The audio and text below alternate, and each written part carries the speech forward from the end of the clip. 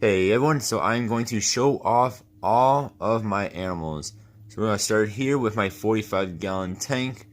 This has a bunch of platies, bunch of white clouds, has my female green hawk beta, has quarry cats in here, some ghost shrimp, a couple of sparkling gouramis, and some snails. It's pretty well packed. It's pretty much at max capacity here. So there's my green hawk beta. And white clouds. So there's a whole bunch of platies. There's 9 or 10 platies in here. She's not doing too good. I don't know why. Bought her like a week or two ago. Her and another one. And like a few days after, they started having weird back issues. And one sadly passed away. I don't know why. The water quality is good. It was just them two.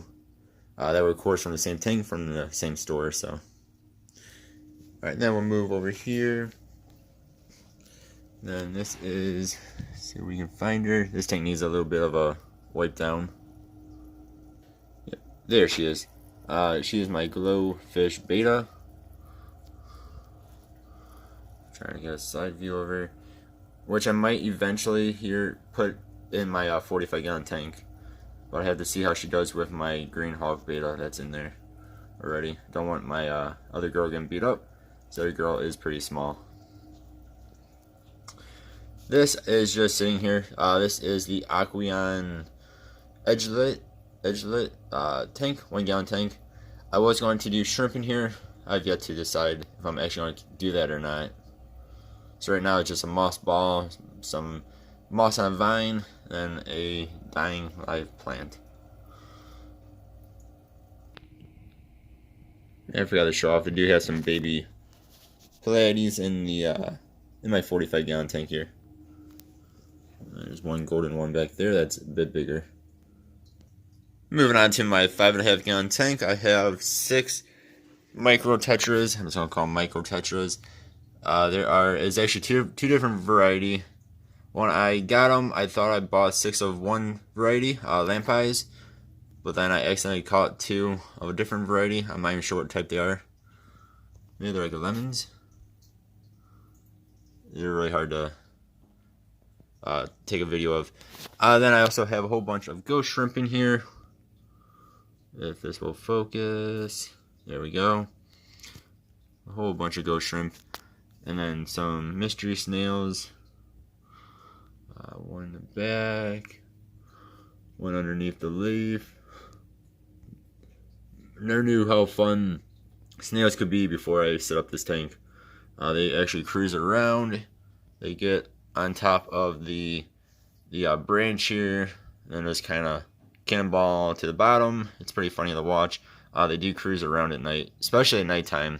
Especially during feeding time. That's when they go a bit nuts. If you want to say a snail goes nuts. They are actually pretty active little boogers too. They're actually pretty fun. Then I have this 5-gallon tank here, which had my green hawk beta in it. Now there's nothing. There's actually a little bit of high nitrates, a little bit high. And it has a tiny bit of ammonia in it at the moment, so I'm doing some water changes on this. That way I can add in another beta, or maybe some cherry shrimp or something like that. And here is my Christie Gecko. He is a male, and he is in the big paludarium. Yeah, so he's in this paludarium. There's nothing in the bottom right now. There are some live plants, but there's no animals down there. So he has this entire thing to himself at the moment. The bottom, for some reason, has super high nitrates, even with a whole bunch of live plants. So I need to somehow get them down. I cannot seem to get the nitrates to go down, but there's somewhere around 80 to 100 ppm of nitrates in the bottom. So I can't really have anything down there right now, because everything will just pretty much die from it, sadly. But he likes it, so that's good. I still do have this tank set up. See, I don't really do anything with it. There are 2 very small invasive snails in here. Check out my video where I say what to do with a very small tank. If you want to see why I still have this thing set up. But it just kind of sits here. It looks halfway pretty with a pink and colorful gravel. But yeah, there's just two tiny invasive snails in here that I threw in here from my one of my other tanks. Otherwise, do not recommend this tank or any tank of similar size for anything. Alright, so it's a bit dark, but then I have my Senegal Parrot, Missy, who I've had for probably close to 10 years now. Hi, Missy. Yeah. It's still morning and it's dark outside, so sorry about the darkness right here. Yeah, that's right, girl. I'm sorry, this is going to be very, very hard to see, but I have two mossy frogs. There's the butt end of one of them. There's two of them in here. This is my smaller paludarium.